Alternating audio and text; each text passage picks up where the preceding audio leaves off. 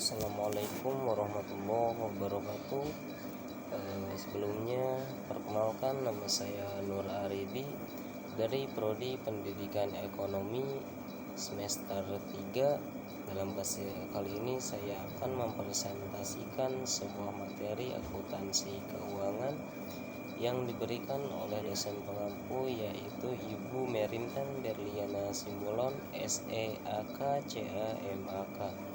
Dan demikian, video ini saya buat guna untuk memenuhi tugas UTS yang diberikan oleh beliau.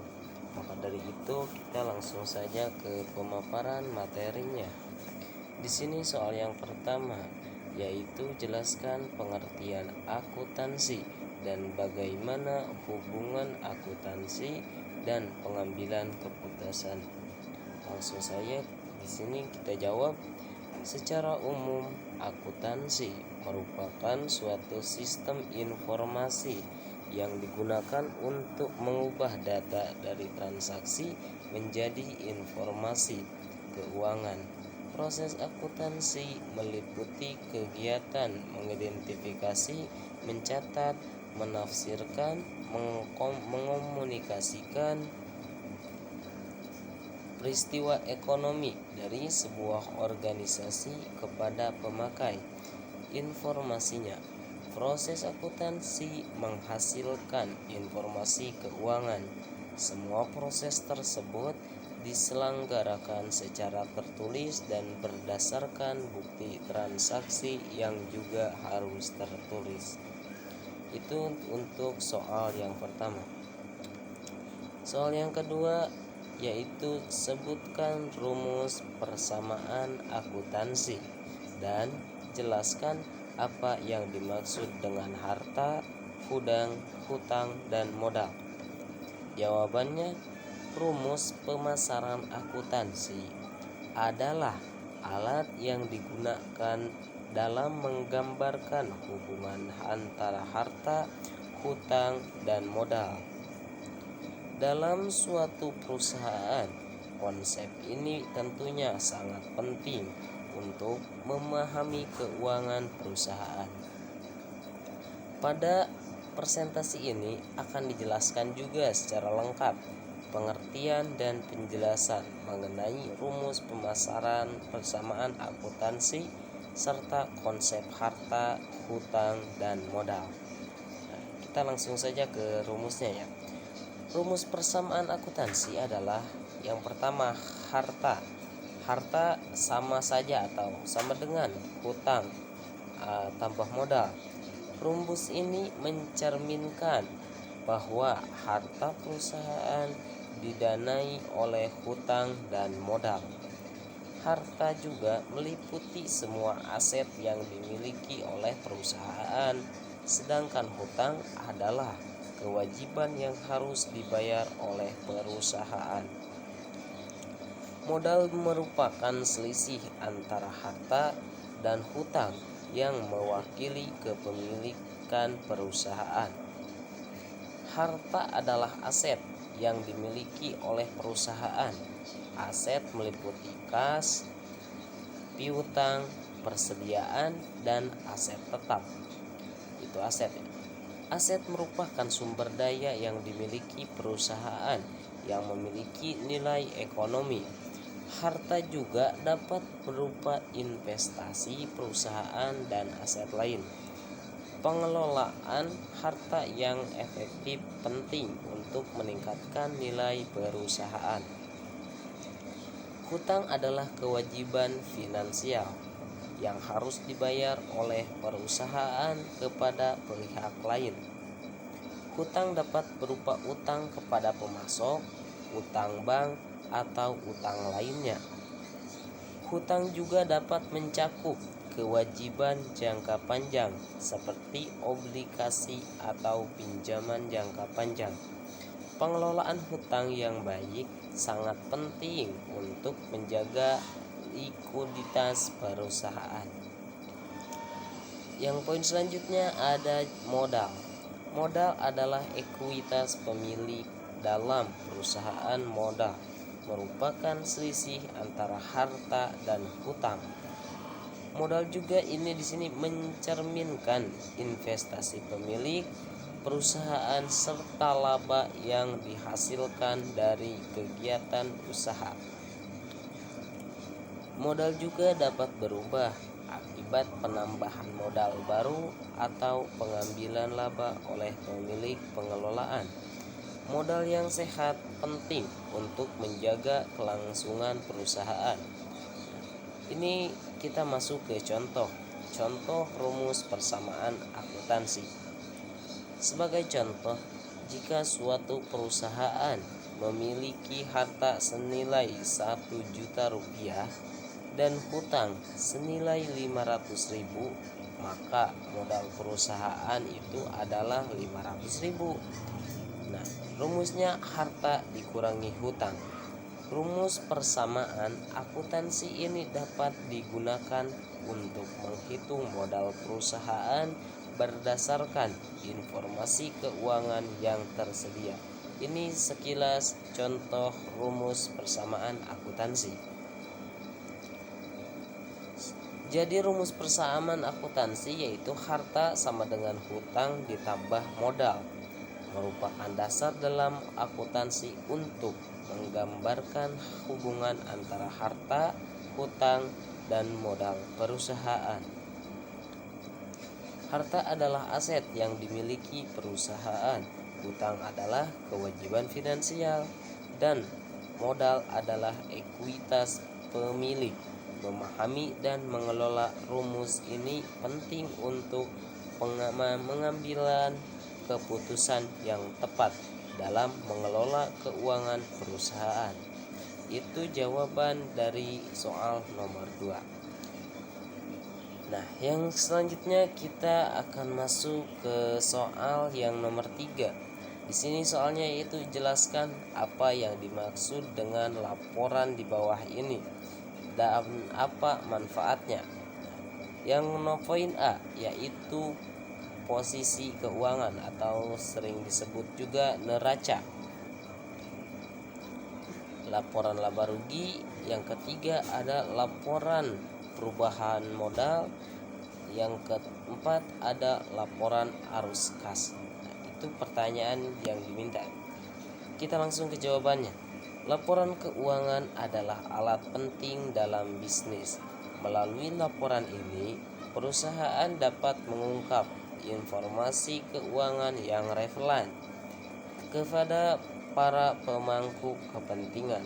Dalam kesempatan ini kita akan menjelaskan esensi dan manfaat dari laporan keuangan dalam proses narasi. Laporan keuangan adalah dokumen resmi yang merekam dan menyajikan informasi keuangan. Keuangan adalah dokumen yang resmi merekam dan menyajikan informasi keuangan suatu perusahaan. Laporan ini terdiri dari neraca, laporan laba rugi, dan laporan arus kas. Dengan laporan keuangan, manajemen dapat mengukur kinerja perusahaan dan para investor dapat mengevaluasi potensi investasi. Laporan keuangan juga digunakan oleh pihak eksternal seperti pemerintah dan kreditor. Poin yang kedua, laporan keuangan dalam posisi narasi memiliki beberapa manfaat. Yang pertama, narasi dapat menggambarkan kinerja keuangan perusahaan secara lebih komprehensif daripada angka-angka semata. Kedua, narasi dapat mengidentifikasi tren dan pola yang mungkin terlewatkan dalam laporan angka.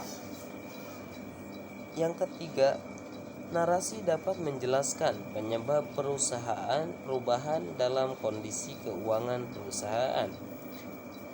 Dengan demikian, posisi narasi meningkatkan pemahaman dan kepercayaan terhadap laporan keuangan. Nah, jadi kesimpulannya, laporan keuangan dalam posisi narasi adalah alat yang penting yang membantu mengungkap esensi informasi keuangan perusahaan.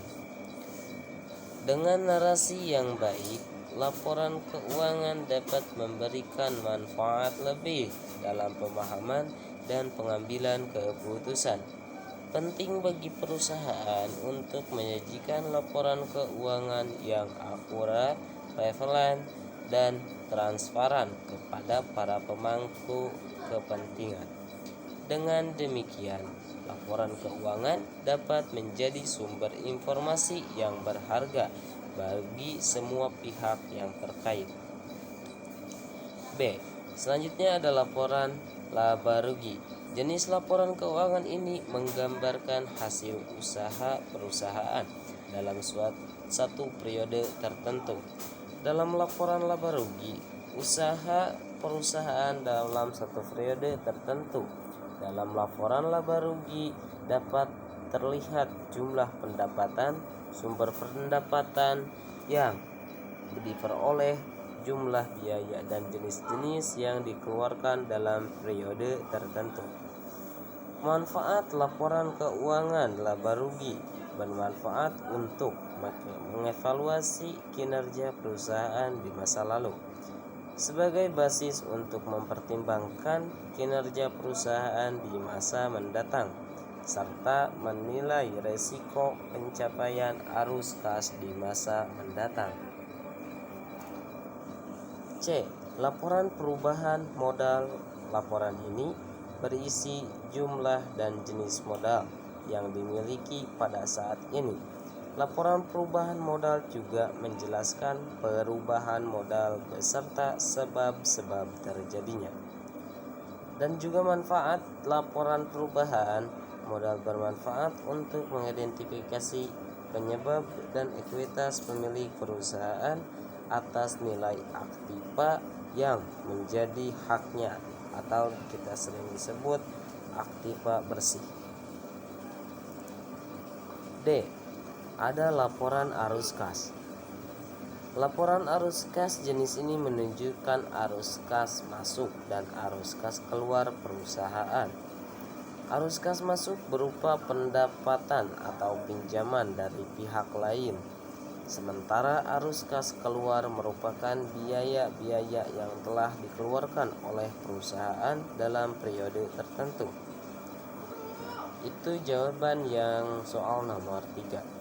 Kita langsung masuk ke soal nomor 4. Di sini ada transaksi perusahaan dagang.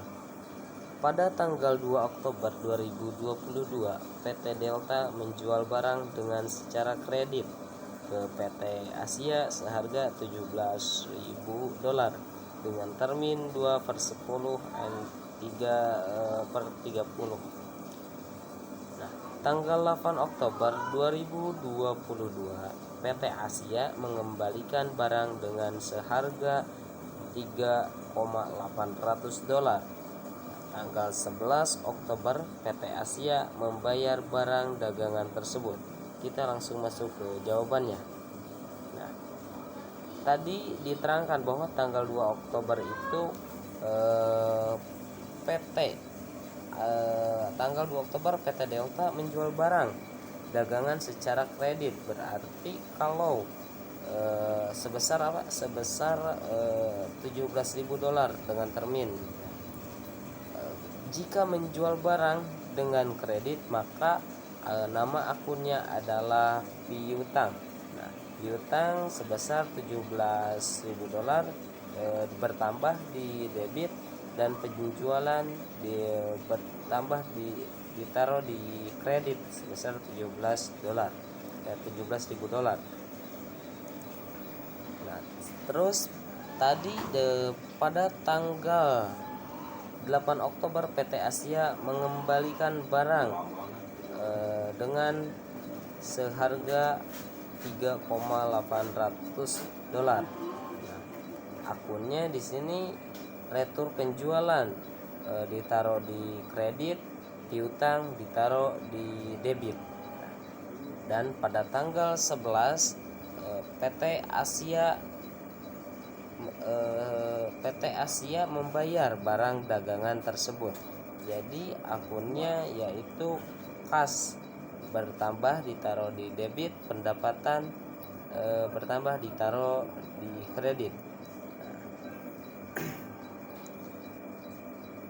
Kita masuk ke soal yang nomor 5, yaitu menyusun laporan keuangan perusahaan jasa 40%. Nah, di sini ada neraca saldo ya.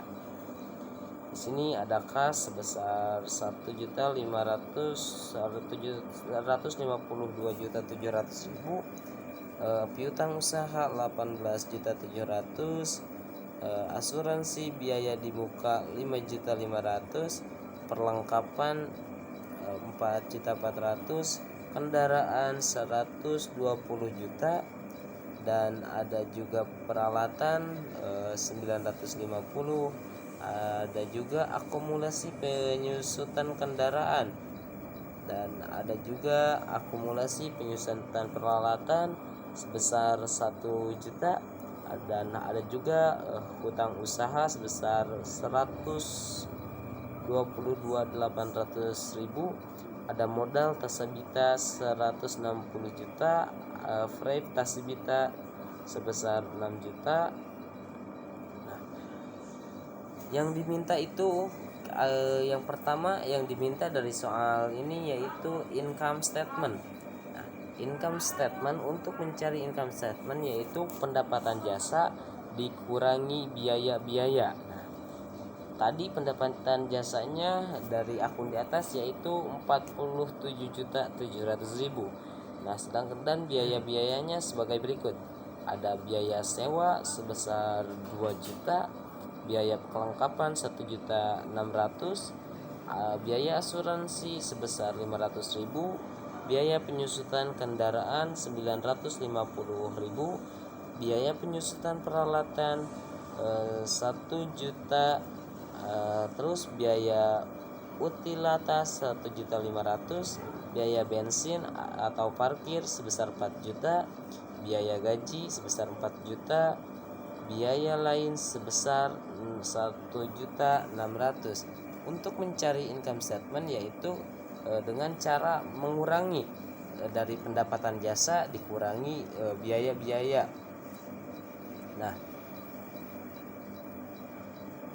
47.700.000 dikurangi 2 juta dikurangi 1.600.000 dikurangi 500 dikurangi 950 dikurangi 1 juta kurangi 1.500.000 dikurangi 4 juta dikurangi 4 juta dikurangi 1.600.000, dan hasilnya yaitu 30.550.000.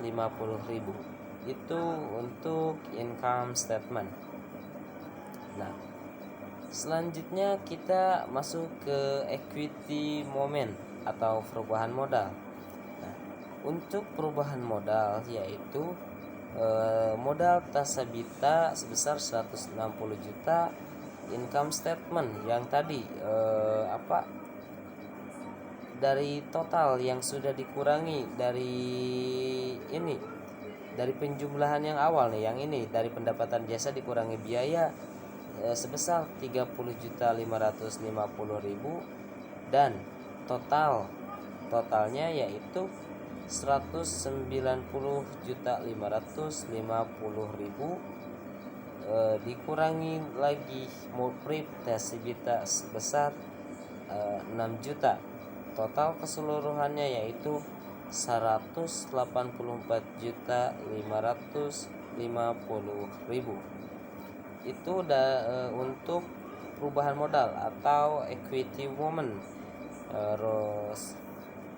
Arus kasnya yaitu modal tasabita ditambah income statement dari jumlah yang tadi sudah dikurangi dari biaya pendapatan dikurangi biaya-biaya 30.550.000. Nah, terus ditambah total tadi yang sudah kita hitung tadi, dan prib tasibita dari akun yang tadi sebesar 6 juta, totalnya yaitu 184.550.000.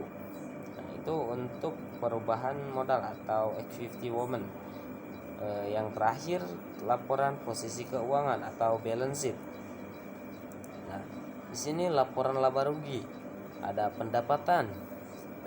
Pendapatan tadi sebesar 47.700.000, beban 30.550.000. Jadi labanya itu sama dengan 17.150.000. Dari mana? Dari pendapatan dikurangi beban. Nah, laba atau ruginya itu totalnya 17.150.000. Hasilnya itu dari pendapatan dikurangi beban. Laporan laba rugi. Nah, modal awal tahun sebesar 152.700.000. Laba rugi sebesar 17.150.000. Free sebesar 6 juta. Nah, totalnya 11.150.000. Itu untuk laporan laba rugi atau modal sebesar 11.150.000. Dari mana? Dari 17 juta dikurangi 17.150.000 dikurangi 11 juta, dikurangi 6 juta. Jawabannya 11.150.000 untuk laporan laba rugi atau modal. Terus laporan laba rugi arus kas.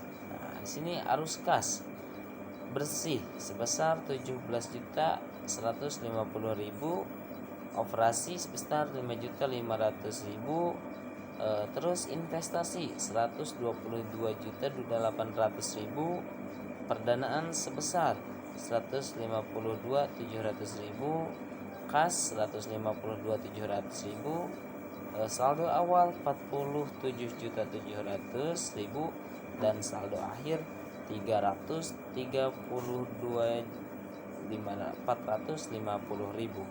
Nah, terus masuk ke neraca. Kas 152.700.000, aktiva lancar sebesar 1.600.000. Nah, di sini kewajiban ekuitas sebesar 4 juta, 2.950.000, 950, 1 juta, dan 1.660.000. Total kewajiban, total aktiva 151.100.000 dan ekuitas 151.100.000. Jadi balance ya. Kalau tidak balance biasanya ditaruh di pasipa atau ditahan. Nah, di sini sudah balance. Cukup sekian. Terima kasih. Assalamualaikum warahmatullahi wabarakatuh.